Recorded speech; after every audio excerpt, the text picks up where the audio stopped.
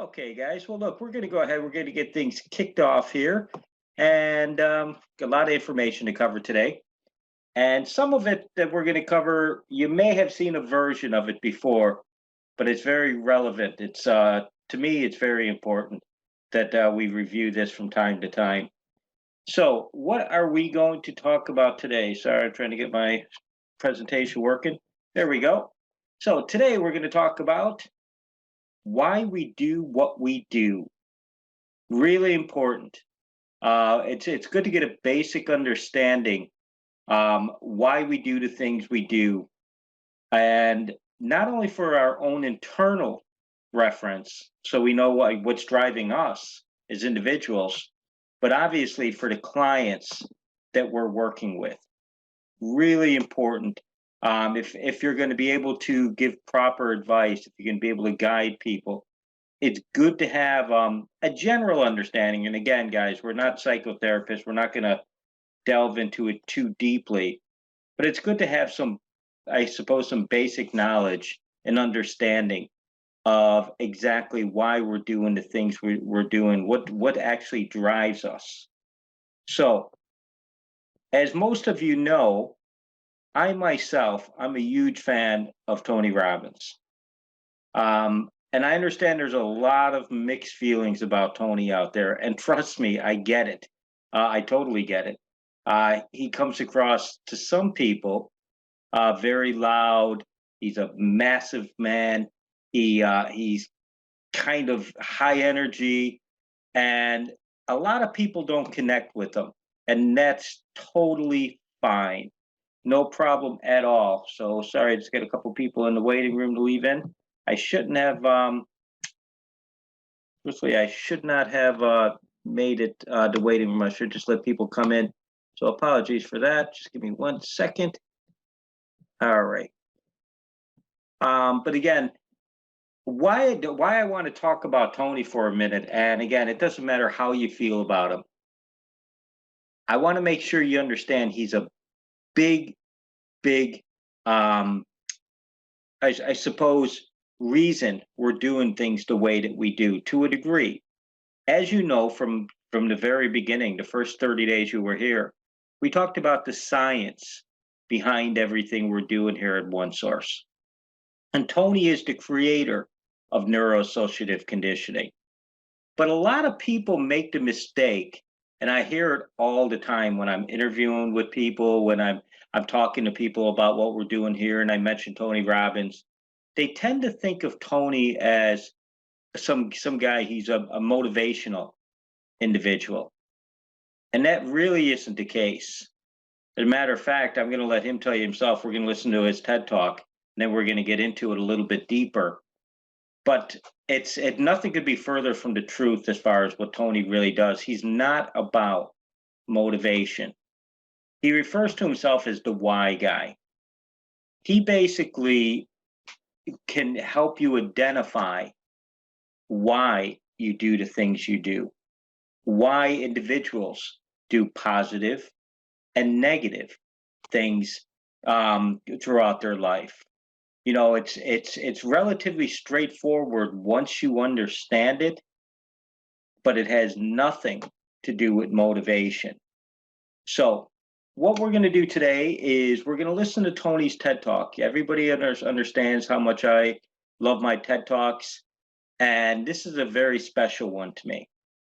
So, but I'll pre-warn you, it is a little bit longer than I generally like to do, but it's very relevant. So get comfortable. You know, if you need to go ahead and get a glass of water, whatever you need to do, get comfortable. But it's going to be a little over 20 minutes. But then we're going to spend the last 20 minutes looking at it a little bit deeper and reviewing and getting a better understanding of how what Tony's talking about, why we do the things we do, how it all incorporates what we're doing here at One Source. So any problems, any way, shape, or form, as far as if you can't hear it or anything like that, just please let me know. But we'll go ahead and we'll get it kicked off, and then we'll have a proper talk about it afterwards to see how it all ties in. First of all, I want to just thank you all for the privilege to be here, not only hopefully to serve you for a few minutes here, but also to attend. I have some friends that have gone to TED in the past, and I've been thinking about coming, and I was on the edge, and then I got invited, and I said, I want to come. So I've attended about 2/3 of this, and I've gotten an enormous amount, not only from the speakers, but from so many people that I've met. I don't think in all the places I've spoken or been around, and I've been privileged to be in a lot of great places, as I'm sure you have, I've ever seen such a concentration of both talent, brains, but also passion and a common value. There's a community here about contribution, and it's really beautiful. So I thank you. I'll be back as a participant myself on an ongoing basis, and I thank everybody for their participation as well very much. Sorry to ask you, Patrick, did you start the recording? I'm both challenged and excited. Yeah, My excitement is I get a chance to give something back. Oh, yeah. No, yeah, sorry. Yeah, everybody, no problems. Yeah, okay.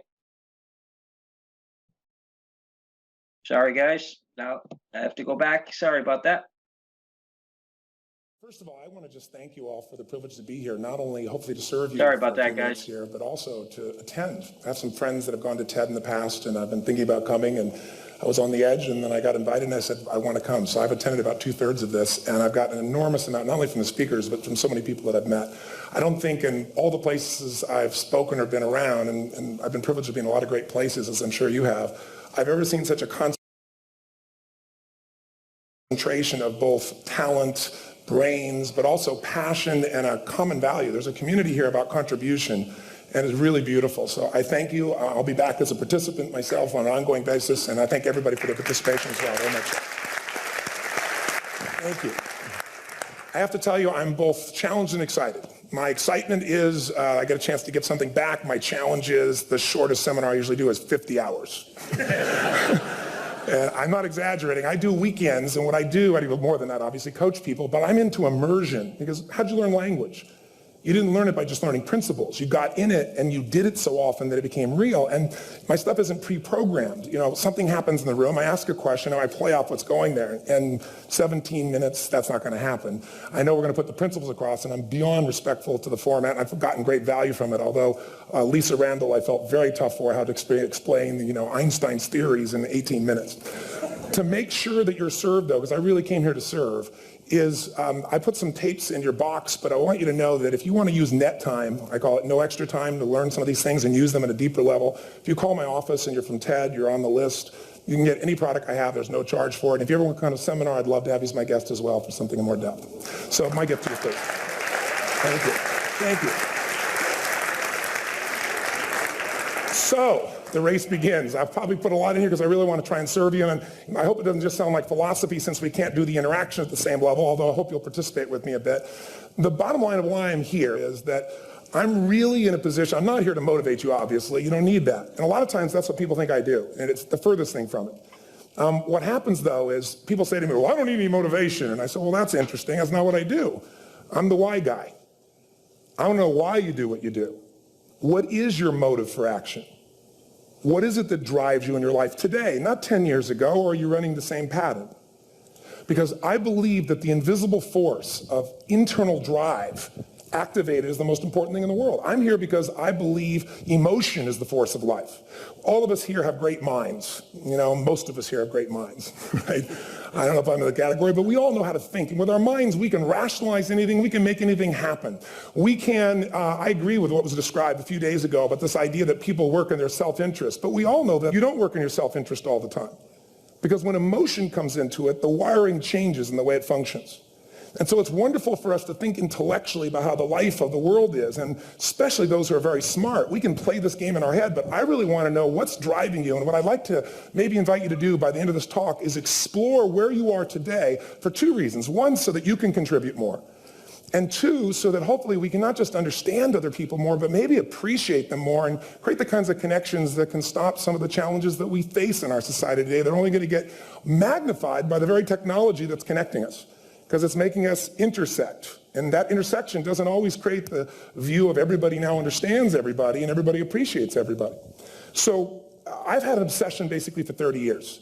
And that obsession has been what makes the difference in the quality of people's lives? What makes a difference in their performance? Because that's what I got hired to do. I got to produce the result now. That's what I've done for 30 years. I get the phone call when the athlete is burning down on national television and they were ahead by 5 strokes and now they can't get back on the course. and I got to do something right now to get the result or nothing matters. I get the phone call when the child is going to commit suicide, and I got to do something right now. And in 29 years, I'm very grateful to tell you I've never lost one in 29 years. It doesn't mean I won't someday, but I haven't done it. And the reason is an understanding of these human needs that I want to talk to you about. So when I get those calls about performance, that's one thing, like how do you make a change? But also, I'm looking to see what is it that's shaping that person's ability to contribute, to do something beyond themselves. So maybe the real question is, I look at life and say there's two master lessons. One is there's the science of achievement, which almost everyone in this room has mastered to an amazing extent. That's how do you take the invisible and make it visible, right? How do you take what you dream about and make it happen, whether it be your business, your contribution to society, money, whatever it is for you, your body, your family. But the other lesson of life that is rarely mastered is the art of fulfillment. Because science is easy, right? We know the rules, you write the code, you follow those, and you get the result. Once you know the game, you just, you up the ante, don't you? But when it comes to fulfillment, that's an art. And the reason is it's about appreciation and it's about contribution. You can only feel so much by yourself. So I've had an interesting laboratory to try to answer the question of the real question, which is what's the difference in somebody's life if you look at somebody like those people that you've given everything to, like all the resources they say they need. You gave them not a $100 computer, you gave them the best computer. You gave them love, you gave them joy, you were there to comfort them. And those people very often, and you know some of them I'm sure, end up the rest of their life with all this love, education, money, and background, spending their life going in and out of rehab. And then you meet people that have been through ultimate pain, psychologically, sexually, spiritually, emotionally abused, and not always, but often they become some of the people that contribute the most to society. So the question we got to ask ourselves really is, what is it? What is it that shapes us? And we live in a therapy culture. Most of us don't do that, but the culture is a therapy culture. And what I mean by that is the mindset that we are our past. And everybody in this room, you wouldn't be in this room if you bought that theory, but most of society thinks biography is destiny. The past equals the future. And of course it does if you live there. But what people in this room know, and what we have to remind ourselves though, because you can know something intellectually, you can know what to do and then not use it, not apply it. So really what we got to remind ourselves is decision is the ultimate power. That's what it really is. Now when you ask people, have you failed to achieve something? How many have ever failed to achieve something significant in your life? Say aye. Thanks for the interaction on a high level there. But if you ask people, why didn't you achieve something? Somebody who's working for you, or a partner, or even yourself. When you fail to achieve a goal, what's the reason people say they failed to achieve? What do they tell you? Tell me. Come on, out loud. Didn't know enough, didn't have the knowledge, didn't have the money, didn't have the time, didn't have the technology. I didn't have the right manager. Didn't have the Supreme Court.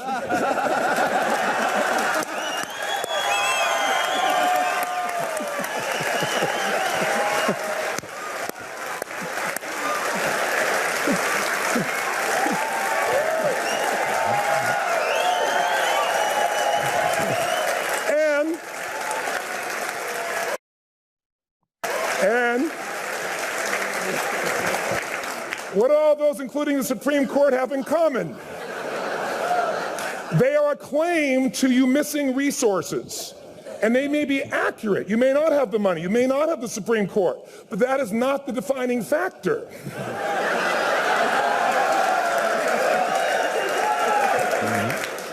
And you correct me if I'm wrong. The defining factor is never resources, it's resourcefulness. And what I mean specifically, rather than just some phrase, is if you have emotion, human emotion, something that I experienced from you day before yesterday at a level that is as profound as I've ever experienced, and if you'd communicated with that emotion, I believe you would have won.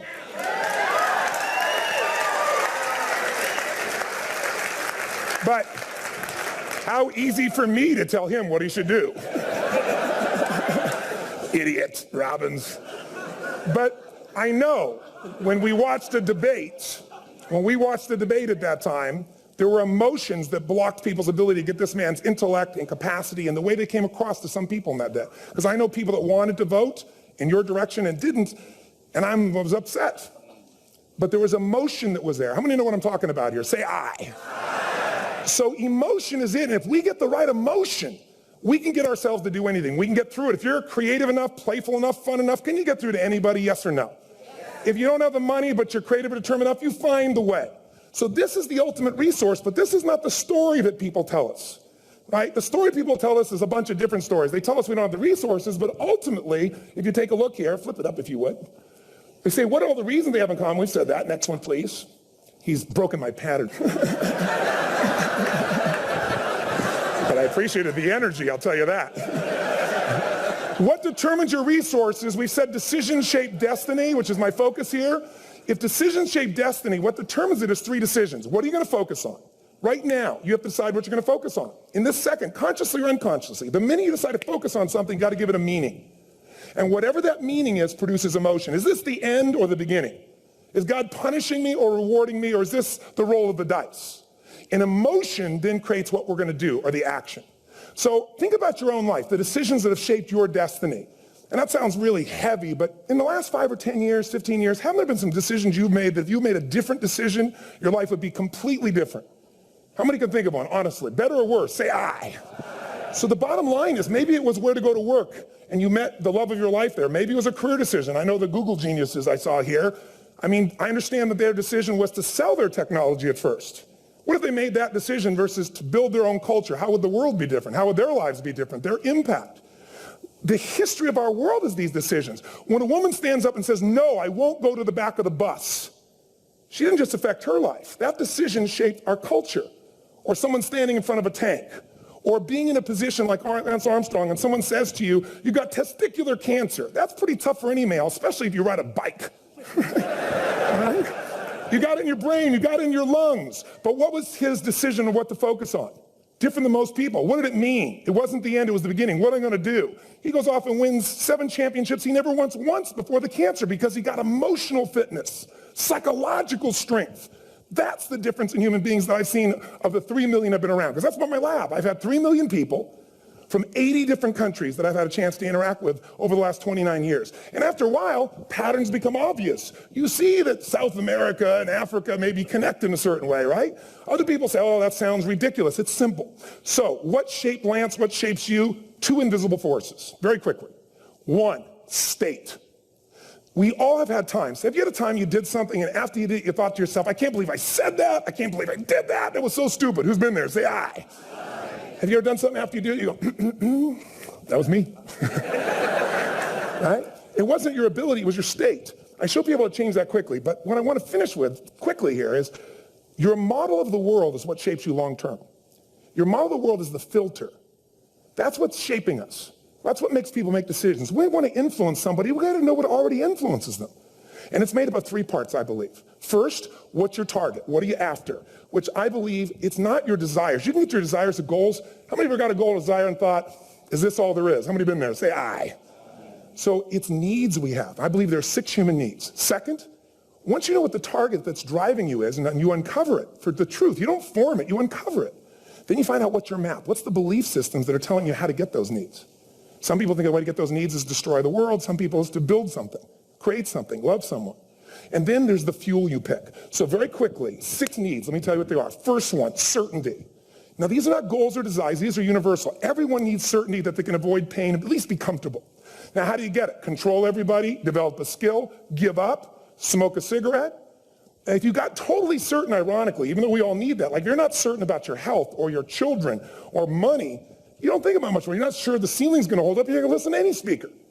But while we go for certainty differently, if we get total certainty, we get what? What do you feel if you're certain? You know what's going to happen, when it's going to happen, how it's going to happen. What would you feel? Bored out of your mind. So God, in her infinite wisdom, gave us a second human need, which is uncertainty. We need variety. We need surprise. How many of you here love surprises? Say aye. You like the surprises you want. The ones you don't want, you call problems, but you need them. So variety is important. Have you ever rented a video or a film that you've already seen? Who's done this? Why are you doing it? You're certain it's good because you read it before, saw it before, but you're hoping it's been long enough you've forgotten enough there's variety. Third human need, critical, significance. We all need to feel important, special, unique. You can get it by making more money. You can do it by being more spiritual. You can do it by getting yourself in a situation where you put more tattoos and earrings in places humans don't want to know. Whatever it takes. The fastest way to do this, if you have no background, no culture, and no belief in resources or resourcefulness, is violence. If I put a gun to your head and I live in the hood, instantly I'm significant. 0 to 10, how high? 10. How certain am I you're going to respond to me? 10. How much uncertainty? Who knows what's going to happen next? Kind of exciting. Like climbing up into a cave and doing that stuff all the way down there. Total variety and uncertainty. And it's significant, isn't it? So you're willing to risk your life for it. So that's why violence has always been around and will be around unless we have a consciousness change as a species. Now you can get significance a million ways, but to be significant, you gotta be unique and different. Here's what we really need. Connection and love, fourth need. We all want it. Most people settle for connection because love's too scary. Don't want to get hurt. Who here has ever been hurt in an intimate relationship? Say aye. And you're gonna get hurt again. Aren't you glad you came to this positive visit? But here's what's true, we need it. We can do it through intimacy, through friendship, through prayer, through walking in nature. If nothing else works for you, get a dog. Don't get a cat, get a dog, because if you leave for 2 minutes, it's like you've been gone for 6 months when you show back up again 5 minutes later, right? Now these first four needs, every human finds a way to meet. Even if you lie to yourself, even if you have split personalities. But the last two needs, the first four needs are called the needs of the personality, is what I call it. The last two are the needs of the spirit. And this is where fulfillment comes. You won't get fulfillment from the first four. You'll figure a way, smoke, drink, do whatever, meet the first four. But the last two, number five, you must grow. We all know the answer here. If you don't grow, you what? If a relationship's not growing, if a business is not growing, if you're not growing, it doesn't matter how much money you have, how many friends you have, how many people love you, you feel like hell. And the reason we grow, I believe, is so we have something to give of value. Because the sixth need is to contribute beyond ourselves. Because we all know, corny as it sounds, the secret of living is giving. We all know life's not about me, it's about we. This culture knows that, this room knows that. And it's exciting. When you see Nicholas up here talking about his $100 computer, the most passionate, exciting thing is here's a genius, but he's got a calling now. You can feel the difference in him, and it's beautiful. And that calling can touch other people. In my own life, my life was touched because when I was 11 years old, Thanksgiving, no money, no food, and we're not gonna starve, but my father was totally messed up. My mom was letting him know how bad he messed up. And somebody came to the door and delivered food. My father made three decisions. I know what they were briefly. His focus was, this is charity. What does it mean? I'm worthless. What do I gotta do? Leave my family, which he did. The time, one of the most painful experiences of life.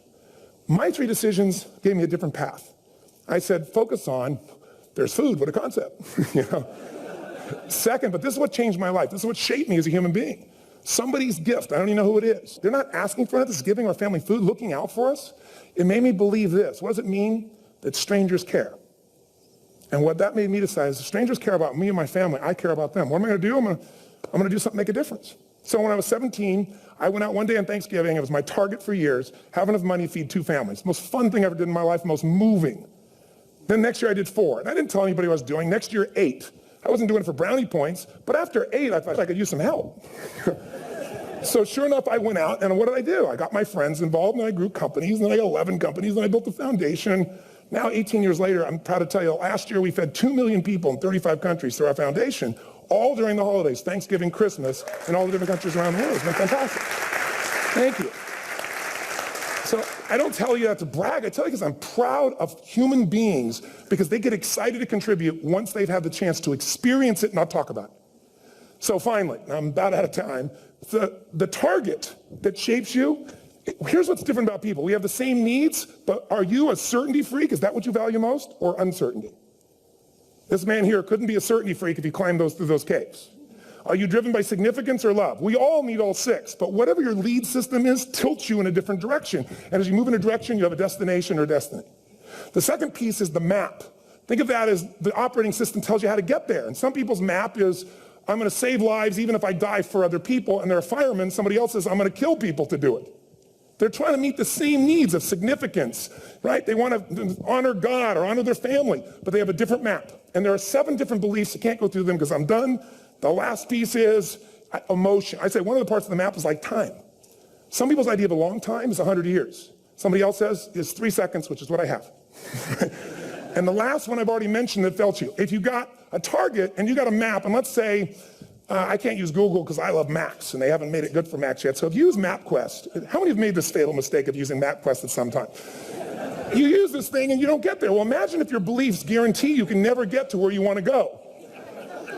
The last thing is emotion. Now here's what I'll tell you about emotion. There are 6,000 emotions that we all have words for in the English language, which is just a linguistic representation, right? It changes by language. But if your dominant emotions, when I have more time, I have 20,000 people or 1,000, and I have them write down all the emotions that they experience in an average week. And I give them as long as they need. And on one side, they write empowering emotions, the other is disempowering. Guess how many emotions people experience? Less than 12. And half of those make them feel like so they got 5 or 6 good frickin' feelings, right? It's like they feel happy, happy, excited, oh, frustrated, frustrated, overwhelmed, depressed. How many of you know somebody who, no matter what happens, finds a way to get pissed off? How many know somebody like this? Or no matter what happens, they find a way to be happy or excited. How many know somebody like this? Come on. When 9/11 happened, and I'll finish with this, I was in Hawaii. I was with 2,000 people from 45 countries. We were translating 4 languages simultaneously for a program that I was conducting for a week. The night before was called Emotional Mastery. I got up, had no plan for this, and I said, we had a list of fireworks. I do crazy, fun stuff. And then at the end, I stopped. And I had this plan I was going to say, but I never do what I'm going to say. And all of a sudden, I said, when do people really start to live? When they face death. And then I went through this whole thing about if you were going to get off this island, if 9 days from now you were going to die, who would you call? What would you say? What would you do? One woman, well, that night is when 9/11 happened. One woman had come to the seminar, and when she came there, her previous boyfriend had been kidnapped and murdered. Her friend, or new boyfriend, wanted to marry her, and she said no. He said, if you leave and go to that Hawaii thing, it's over with us. She said it's over. When I finished that night, she called him and left a message, true story, at the top of the World Trade Center where he worked, saying, honey, I love you. I just want you to know, I want to marry you. It was stupid of me. She was asleep, because it was 3 a.m. for us, when he called her back from the top and said, honey, I can't tell you what this means. He said, I don't know how to tell you this, but you give me the greatest gift, because I'm going to die. And she played the recording for us in the room. She was on Larry King later. And he said, you're probably wondering how on earth this could happen to you twice. And he said, all I can say to you is, this must be God's message to you, honey. From now on, every day, give your all, love your all. Don't let anything ever stop you. She finishes, and a man stands up and he says, I'm from Pakistan, I'm a Muslim, I'd love to hold your hand and say I'm sorry, but frankly, this is retribution. I can't tell you the rest because I'm out of time.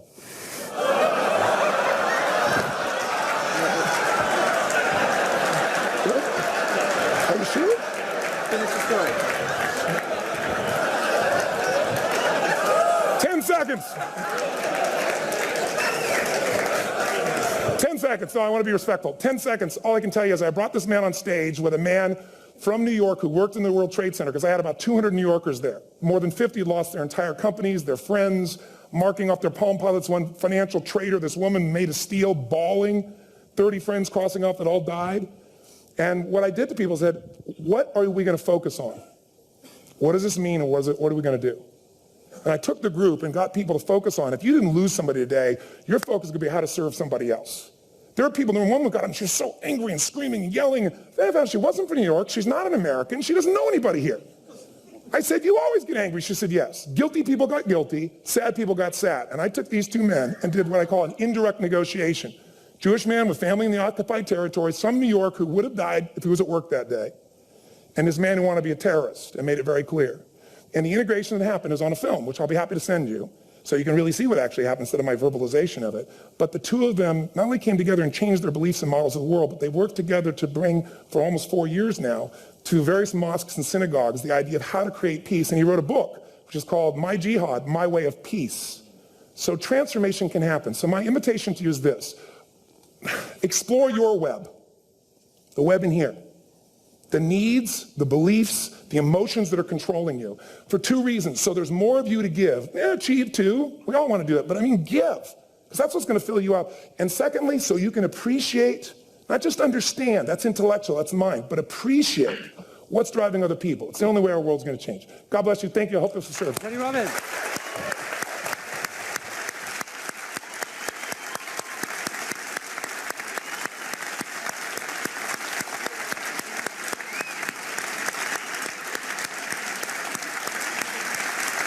Tony, come back up here.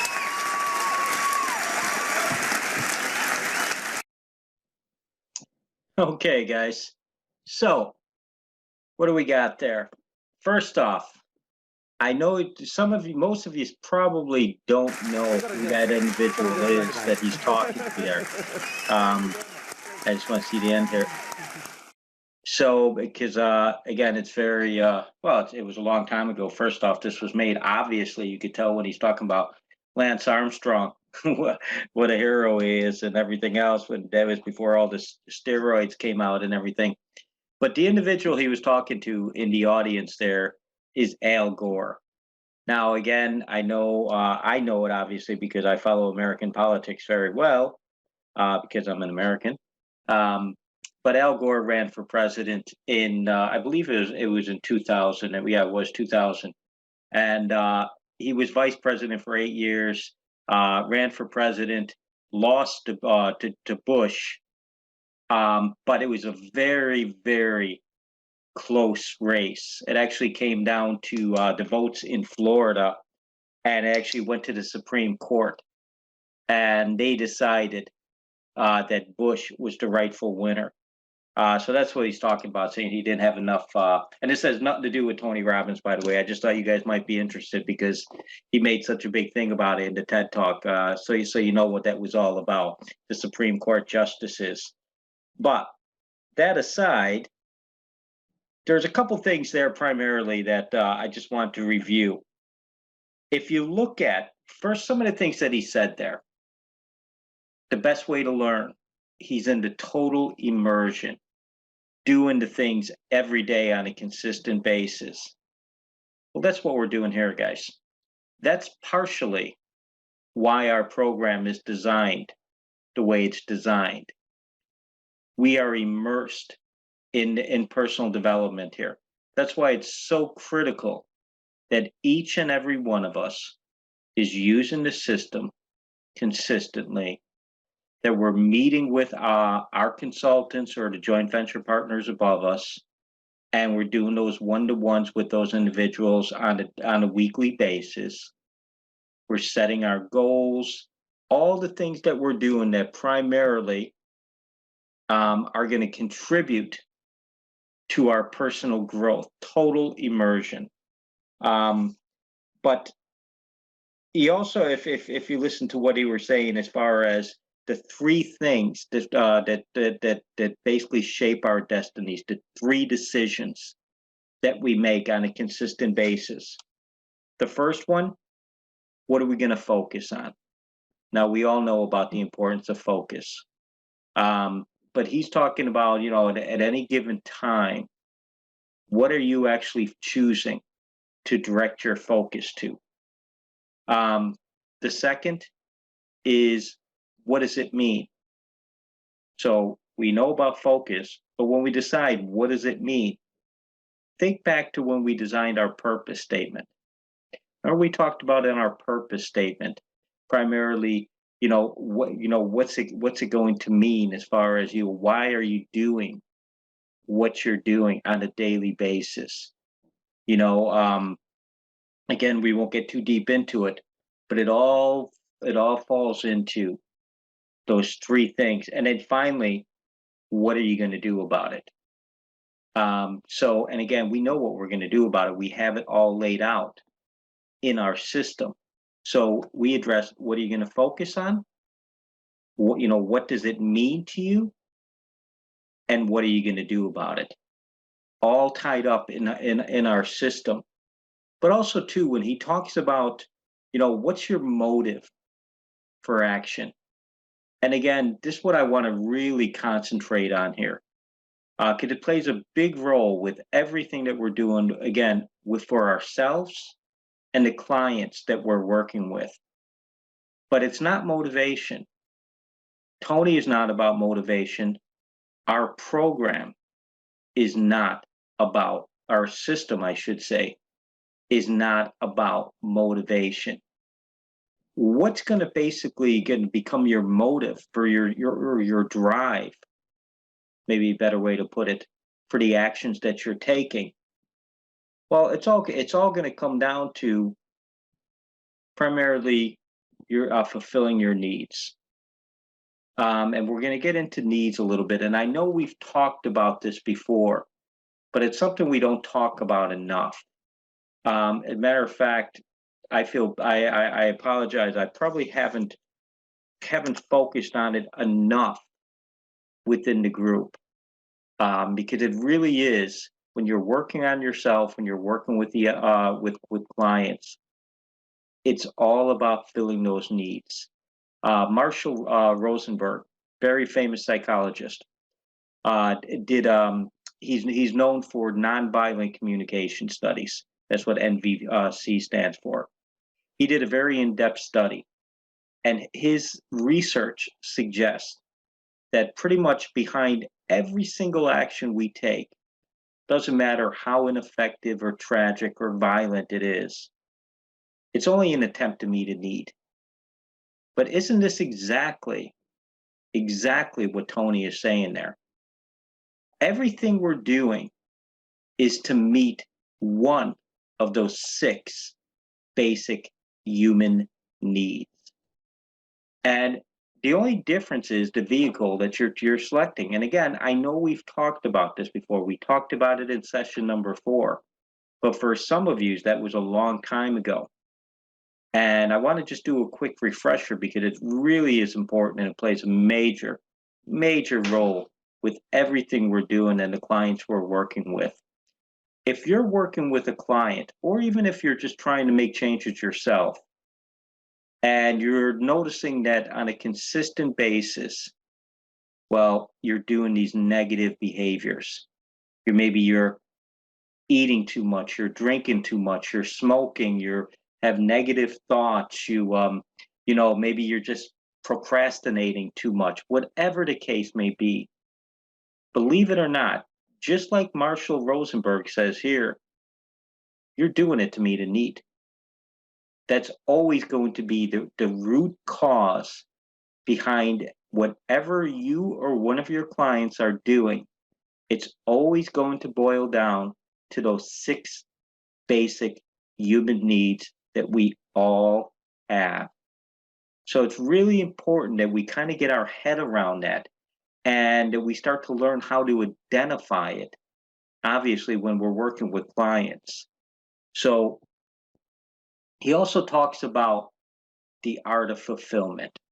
And again, this ties in with the 6 basic human needs, specifically the number 5 and 6, which we're going to get into in a moment here. But in order to be truly fulfilled, you have to meet those needs to a certain level. And that level is different for everybody.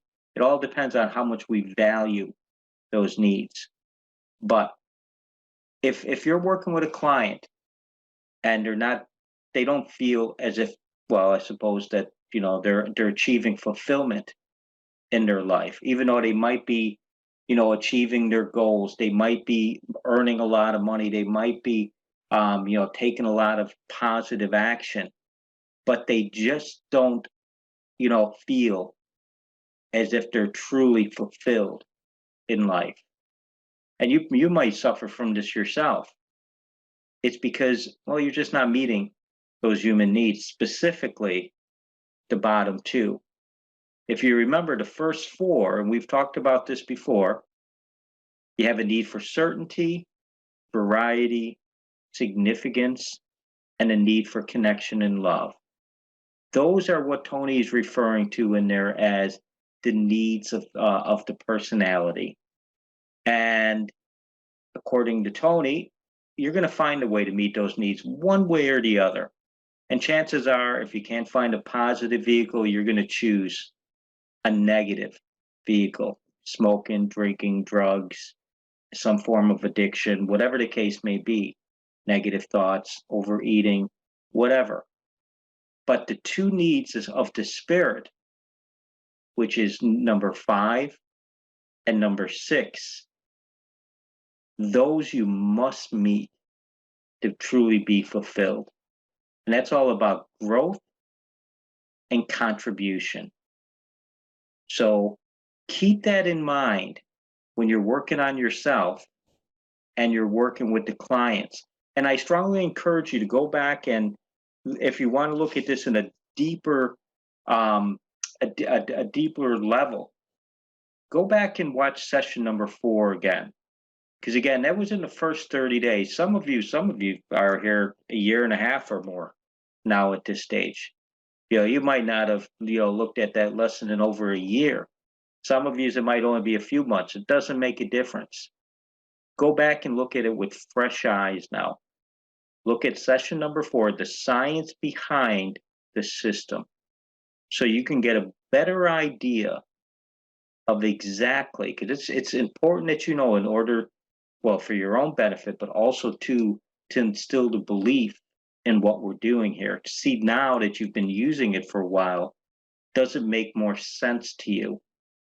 But again, go back and watch session number 4. But just to recap very quickly from session number 4, if you remember the 6 basic human needs, we talk about primarily that, well, we're going to meet those needs regardless. And we may choose a positive vehicle, such as one source, for an example, in our system, or a negative vehicle, such as he uses a very good example here. If you want to feel significant, that's why violence is, so, widespread, because people, they're trying to meet the need of feeling significant. Just like I always like to use the example, why do people put other people down? Why do they try to tear down and make fun of other people? That's just a way to feel significant. They feel better about themselves by tearing somebody else down. But what are they really trying to do? They're really trying to just meet a need. They have a need for significance, and they've chosen a negative vehicle to meet that need. But again, with our system, and I'll go through it very quickly, I'm very confident. I would challenge anybody, especially now that you've been using it for a while, to dispute it.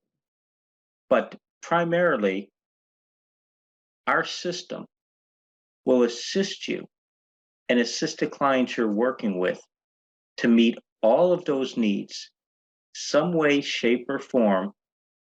And it's an extremely positive vehicle to meet those needs. You're going to fulfill your need for certainty, variety, significance, connection and love, growth, and contribution. But I would ask you to just put a bit of thought to it right now. Why are you here today? Why are you really involved with OneSource? Again, you might say, oh, I'm doing it because I want to create a business for myself. Okay, well, that's fine. But what do you really do? What's that all about? Well, that's all about creating some certainty, some security, possibly. Or you could be saying that I feel good about myself. When I'm incorporating personal development in my life, and when I'm working with people, and that could be a need for significance. And just so you're aware, there's no right and there's no wrong. Every single body listening to this, including myself right now, needs to meet these needs on a consistent basis. It's critical. And so, by the way, do the clients that you're working with now and you will in the future. Once you get your head around that and really begin to understand it, well, I tell you, it becomes a lot easier to start giving good guidance with the clients you're working for. Because when you see somebody doing something, and they're struggling with, they can't eliminate this negative behavior from their life. Well, you can identify very quickly.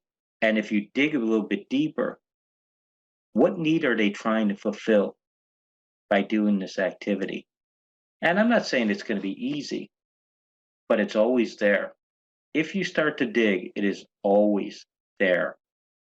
But why are you here now? Chances are, and again, I know it's going to be different for everybody, but I can guarantee you, if you answer that question honestly, it's going to be you're meeting one of those needs. You might be meeting 2 or 3 of them. But chances are, it's because you want to either grow yourself, growth, or you enjoy doing something good. You enjoy helping people, contribution. Again, and when we talk about that, those are the 2. That's what you're doing because it helps you, feel more fulfilled. Remember, the first 4 are the needs of the personality. The second, the last 2, 5 and 6, are the needs of the soul, or the needs of the spirit. So again, it could be a combination of several of those, but it's a very positive thing. Why? Because you're meeting your needs in a very positive way. You could have easily chosen a negative vehicle to meet those needs. Remember when we talk about significance, why people put down other people, why they use violence. It's very true. They're doing it because why do some people smoke? Why do some people overeat? Oh, they're doing it, to have a bit of comfort, to feel certain. Why do people get involved in maybe harmful relationships or associations? It could be a bit of uncertainty or variety. They've just chosen, a negative vehicle. And I understand, guys. I don't want anybody thinking I'm saying it's so simplistic. I understand about addiction. I understand about, relationship issues and abuse and all these things. Trust me. But I'm saying at the root of it, especially before the addiction really kicks in with smoking and alcohol and drugs and things like that, why did you start doing it to begin with? You were looking. You were looking to fulfill some need there. So, what's your assignment? If you choose, again, we're all adults here. I'm not going to give you homework. It's up to yourself. But I think it would really benefit you if you were to go away tonight and take a good, hard look at your life and the actions you're taking on a consistent basis, and try to make a determination. What do you value most out of those 6 basic human needs? Again, we all have them. We all have all of those needs. Need for certainty, variety, significance, love and connection, contribution, and growth. And I just want to be very clear. I've said it before and I'll say it again. There's nothing wrong with it. They're basic human needs. We all have them. The only problem is the vehicles we choose to fulfill them. But you're going to have probably 2, possibly 3 that you value more than the others.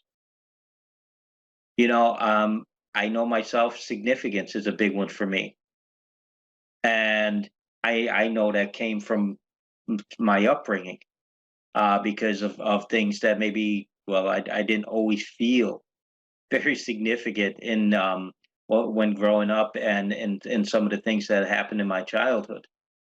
But I know significant is something I value very strongly. But I try to choose positive vehicles to go ahead and meet that need for significance. Some of you might have love and connection. Fantastic. Some of you it might be all about growth or contribution. And again, we all have them. But what I'd like you to do is identify what's the top 2. What do you think? If you were to list all 6 of those out and really think about them, what are the 2 that you value the most? Because if you can determine that, I can almost certainly tell you that you can identify different behaviors and vehicles that some will be positive and some will be negative, that you're doing on a consistent basis, that you're trying to meet those needs. Now, obviously, if you can identify some positive vehicles, such as one source in our system, for an example, that you're using on a consistent basis to meet those needs, that's fantastic. Do more of it. Continue with that. But if you can identify some negative habits, behaviors, I'm relatively confident if you're doing it on a regular basis, you're doing it to meet those probably 1 or 2, if possibly 3 of those top needs that you value the most. Because the more you value those needs, the more difficult it is to break those negative habits, and the easier it is to create those negative habits. But once you're aware, and awareness is always so critical, but once you're aware of it, well, that puts you in the driver's seat. Once you can identify with the clients you're working with, and you can talk to them about it and help them work through it, well, again, that puts them in the driver's seat. Awareness is a powerful thing. But once you're aware of it, then you can start trying to, first off, tear down that limited belief that you have, that, identify how you're not fulfilling those needs. But you can also start looking for a replacement. What vehicle could you choose that would help you to meet that need, that may be more positive, that may be more resourceful and empowering for you? That's what we want to get to. So again, that's the assignment. If you want to participate in it, I strongly encourage you to. But go away tonight and write down on a sheet of paper, write down those 6 basic needs and put some thought to it. Take a half hour. Like, to me, I can look at those relatively quickly and I can put them in order almost. I know which ones I value more than the others. And I know the ones that I value the most, they drive the majority of the decisions that I make on a consistent basis. So it'd be a good exercise for you to do it. And then see if you can identify one positive habit or behavior that you have and match it up with that, well, with those needs that you value most. And see if you can identify one negative. And once you start to identify that negative behavior, start working on how you're going to go ahead and you're going to tear it down and you're going to replace it with another. You have to replace it with something always. You can't just eliminate it, because again, you're doing it for a reason. You're not just doing it for the sake of doing it. You're doing it to meet that need. So you have to find a new empowering way to fulfill that need. So other than that, guys, I appreciate, as always, everybody coming tonight, everybody joining in. Any questions, comments, concerns? I'm going to be around for about a half an hour. Feel free to reach out to me. And if you want to arrange a time, if you have anything you want to work through as far as identifying your needs and trying to come up with replacements, reach out to me. I'm there to support you. Always happy to help. So look, other than that, guys, we're going to go ahead. We're going to wrap it up. I want to thank everybody for coming, as always. And I hope everybody has a great rest of the night. Okay? All the best, guys. Thanks very much. We'll see you all.